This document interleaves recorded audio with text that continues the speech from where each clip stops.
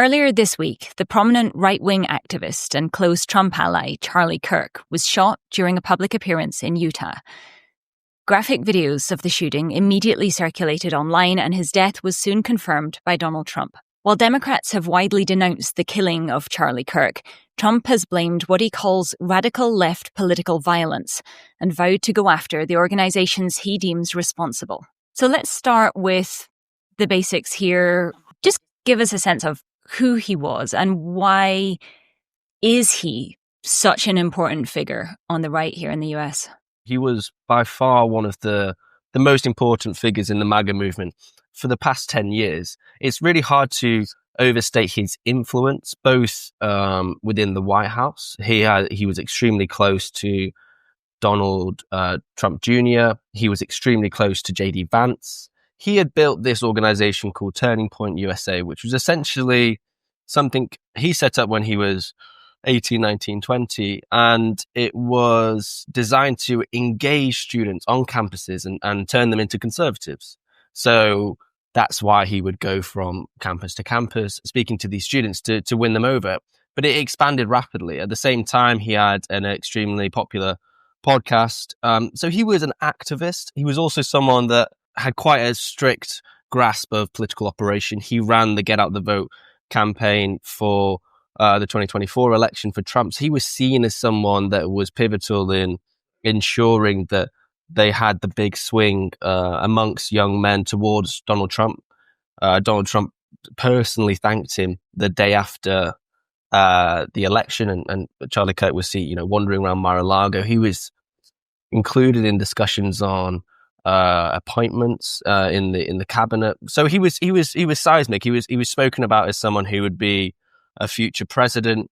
So there was this deep personal loyalty to him. I think lots of conservatives felt that they knew him intimately, even if they didn't know him personally, just because they'd spent so long watching his videos. So I think that helps explain some of the emotional reaction to his death and why people are feeling it so deeply. Can I ask you what your personal reaction was? I feel like this might be one of these moments where people remember where they were and what they were doing when they heard this news. I think it was deeply shocking just because of the video itself, which was horrifically graphic. I think, given the context of the violence of American politics at the moment, this is almost like the embodiment of that visceral reality that people are now contending with. I think it was quite clear that the conservatives would react in a certain way, and also the left. I mean, because Charlie Kirk was so symbolic to both sides, his death, I think, would lead to a reaction which was much greater than a politician or someone who had a slightly more traditional role in politics. So, and I think it was also notable that he was doing what he has always done, which was to go and rile up and wind up and debate young liberals and sort of own them and do his thing. And then he got shot. So it's hard to overstate the sort of symbolism of it all. It was almost perfectly designed to sort of capture the moment. Yeah, I think I similarly had a sense of it's both deeply shocking but not entirely unforeseeable. I think when you look at where we are as a country now in the United States and just the level of violence that we are collectively living with, it was not necessarily that Charlie Kirk himself would be targeted, but that a prominent activist / influencer / political figure could be targeted in this way. Unfortunately, I think is a bit of an indication of just how rapidly things seem to be unraveling here at the moment. And I think compounding that for me was then seeing the high-level political response from Donald Trump. I think there was one way to take this as this is so shocking and awful. And I think millions of people have now seen that tremendously graphic, horrifying video of Kirk being killed, there is one way to interpret this as, okay, this is a wake-up call for the country, and this is a moment when leaders on both sides say, okay, this has gone too far. This is not who we are as a country. This cannot be the political climate. And you have condemnation and you have a real coming together. And I think you are seeing some sentiment from prominent figures on both sides, but particularly on the left. I was very struck by Bernie Sanders' response. I think he delivered a very eloquent, straight to camera response of saying, political violence is political cowardice. I disagreed with Charlie Kirk on pretty much every issue that he felt strongly about, but this cannot be how we settle political differences in America. But it was really striking that Donald Trump's response was to immediately blame the left. And in his address from the Oval Office on the night that Kirk had been killed, he blamed radical left political violence. He said this was a direct result of the rhetoric that is comparing what he called wonderful Americans like Charlie to Nazis and the world's worst mass murderers and criminals.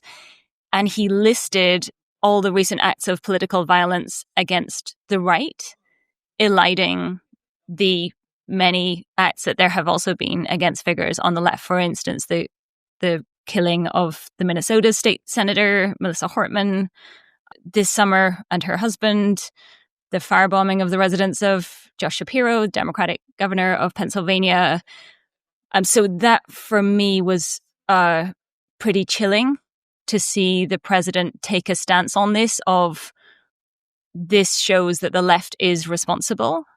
And I think I have some concerns about what might happen in response to that, and how Kirk could be seen as, and already is being called, a martyr on parts of the right. I mean, what do you make of the response we've seen both from Trump, but then the responses that we're both seeing online on both sides on social media? Yeah, Trump's response was to cast the net as broadly as possible and say, to use a very ambiguous language is to describe who is responsible. This is something that other commentators have done as well, saying, using a very general you are responsible. We don't know who you is. The implication is the left. What is the left? Is that all left-wing media? Is that the Democratic Party? Is that activists? Is it the sort of nut jobs who do these assassinations? It's a very broad category that they're trying to create, which naturally would then justify a reaction against whoever is in that category. So I think that's part of it. But I also think that there has been quite a mainstream condemnation from both sides, not so much from Trump, but from Republicans in Congress. I think you've seen that from the Democrats as well, as you said. I think naturally with these things and with social media, the random people, members of the public who have no power or don't represent the Democratic Party or whatever it might be, their responses, the sort of, the celebration of his death and killing has been shared at great length, and we're seeing a similar thing on the right. And I think that there is a risk that those slightly more rare or insignificant people who are responding in that way, that overshadows the more mainstream response, particularly in Congress, which has been, okay, we need to all condemn this. But you're right. I mean, the Trump's response has not really been that. He did say earlier that the response should be purely non-violent. But then I think it was an hour before he said something along the lines of, we have to go beat up the radical left. So there is no consistent message of unity from Trump. There is no consistent call for peace, for a peaceful politics. So yeah, so you'd expect that obviously from the president in a moment like this.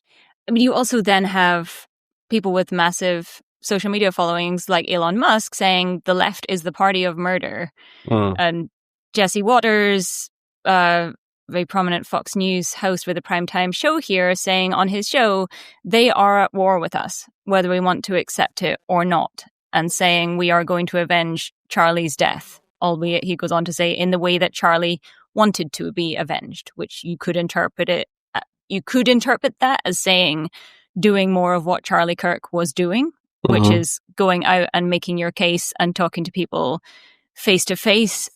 But I think it's striking to see how quickly prominent figures like that are making this into a them and us. We are under attack. And I wonder if we should just talk a little bit, particularly for people in the UK who aren't so immersed in this sense. I think it's probably fair to say on both sides, but certainly at the moment on the right, the sense here that the right is under attack, that there is some sort of well-organized, deep state, long-running liberal effort to silence voices on the right, and that there is a way of life and what I think people on the right would call traditional values that are under attack. I mean, how would you explain the argument that the right is making here about the sense to which they are under attack and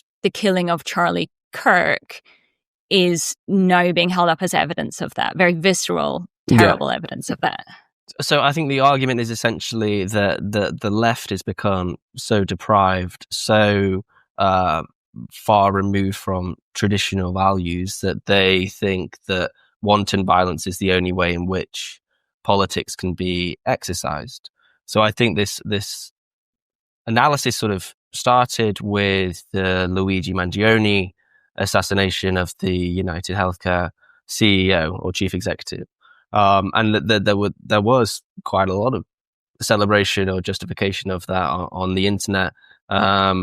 This broader sense that politics has gotten so bad that there is so much hatred towards the Trump administration that it justifies extreme violence. I mean, that's the argument, and there's lots of evidence for it. I mean, the Mangione was one example of that. So I think there is a sort of a new paradigm, a sense that it's no longer actually the deep state. It's no longer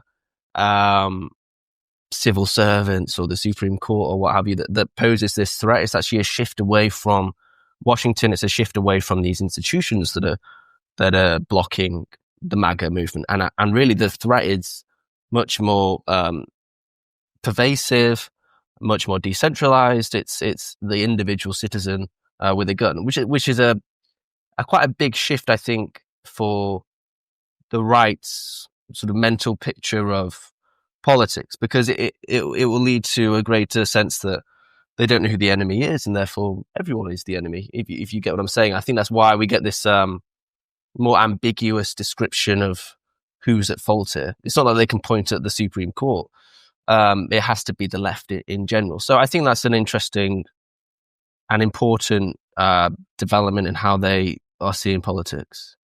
Right. And you have figures like Stephen Miller, very influential official within the Trump administration, just in recent weeks calling the Democratic Party a domestic extremist organization. Like there has been a rhetorical shift, it feels to me, in recent months towards this sense that it's not just one side versus the other. Mm-hmm. It's really demonizing the other side and what their agenda is. Demonizing, yeah, but I think it's slightly more than that, in the sense that they are a sort of violent threat. So rather than just they are bad morally, it's more that they pose a physical threat, which again, there is some evidence for, because political violence is rising. But there's also the reality that will lead to, or justify these big actions. I mean, we've already seen in the wake of Kirk's killing, Marco Rubio say that any immigrant who celebrates or his killing in any way will have their visa revoked, and anyone trying to come to the country that has done that won't be let in. So there's this immediate, direct relationship between that rhetoric and policy. So I think that will have an effect, and we've seen that to some extent already. So, Freddie, we were talking before the break about the worsening climate of political violence here, the heightening of rhetoric. And I think it's worth saying in the hours after the murder of Charlie Kirk, we have seen a bomb threat called into the Democratic National Committee. We've seen multiple threats against historically Black universities, particularly in southern states. I feel there is a fairly visceral sense just in our everyday lives here, beyond our professional work and beyond people you talk to in professional circles. It feels to me like the response to this is a real, genuine sense of something terrible could happen. This is unlikely to be the end of it. And I think it feels to me more sort of visceral and real and part of our own communities than this sort of abstract threat of political violence. I mean, am I hysterical? Am I overreacting? Where are you on where we are in terms of political violence now here in the United States, and whether it is rational to expect that this is not the end of it and something else is going to happen here? I don't think it's the end of it. I think America is a much more violent place than the UK. That's something I've noticed being here in the past year or so. I think that the threat of violence in politics is much greater. The deployment, for instance, of the National Guard in DC and in Los Angeles, and Trump said this morning that he's now thinking about going into Memphis. It just adds to that sort of violent imagery that we're seeing everywhere. I mean, will it go away? No, I don't think so at all. And remember that the big difference here, in part, between what's just happened in the past few days and the attempted assassinations on Trump is that Trump lived, and therefore there was actually a celebratory side to it on the MAGA side. There was God saved him, and isn't he this messianic figure that has been endowed with God's grace? That was a very different message to, okay, Charlie Kirk has been shot and died. So the tone is completely different. I mean, I suppose the big question now is, will there be sort of, retaliatory attacks? It seems that the people on both sides are quite, they've got to the point where they don't really see democratic politics as an outlet for their views, and therefore they're resorting to political violence. I mean, we also should say that the political violence in this country has a much more a much larger history than in the UK. I mean, we can all go back and read about the 60s and 70s and the number of assassinations that happened there, the number of domestic terrorists, the number of bombs that were planted. You also got the context of school shootings in general, which is just an omnipresent fact of American life. So it's a very different context in which the political debate takes place. This is obviously not going to help or temper those instincts in any way. No. Yeah, I would just add to that. I think there's a combination here at the moment of just, and you're right, yeah, 4 sitting US presidents have been killed. The 1960s saw John F. Kennedy, Robert F. Kennedy, Martin Luther King, Malcolm X, all killed. There have been terrible paroxysms of violence in this country before. I think the particularly toxic situation we have now, though, is this both widespread dissatisfaction with the political system, consistent public opinion surveys about the direction the country is heading, collapse of confidence in the government and institutions, a sense on both sides that there are now existential questions at play and real threats to the foundations of US democracy, and then massive, widespread, very easy access to guns. And I think I am concerned about both, do other people go out and commit terrible acts after this? I mean, there was a school shooting on the same day that Charlie Kirk was killed. So I think we can be very confident we're going to see more acts of terrible violence related or not to the killing of Charlie Kirk. But the other aspect, I think, beyond then the threat of retaliatory or further violence is what happens with this in terms of Trump's efforts to consolidate power. As you say, we already have the National Guard deployed here. In Washington, there are threats to go into other cities. We've seen active duty military deployed in Los Angeles. I take seriously the language from Trump about going after organizations related to this. And I think this could be used to fuel a much more concerning overreach and consolidation of power from the Trump administration. It feels very bleak at the moment. It feels like we are in a period of unraveling, fracturing, and there is a real absence of true national leadership. There are individual figures who you can point to. I think that the governor of Utah, who is a Republican, Spencer Cox, I think he has been a very powerful figure, calling for people to come together, look for their better angels, challenging anybody who might be celebrating this to look at themselves in the mirror and think about where we are as a country. But I think when you see the president himself very clearly taking one side, it's hard to believe this is going to be the catalyst for a coming together and a uniting of the country rather than just further division. I'll give you the last word, Freddie. Where do you see this heading? Well, we have the funeral next week. It sounds like Trump's going to go. JD Vance was filmed carrying the casket to the plane. I think that just speaks to the fact that this is not going to go away in any way. The emotional reaction and the emotional connection that so many people have in the White House or had in the White House to Charlie Kirk just means that they will be extremely resolute in their response. And we need to see what that response is. But I definitely share your concerns and your predictions about it being used as part of Trump's broader power grab.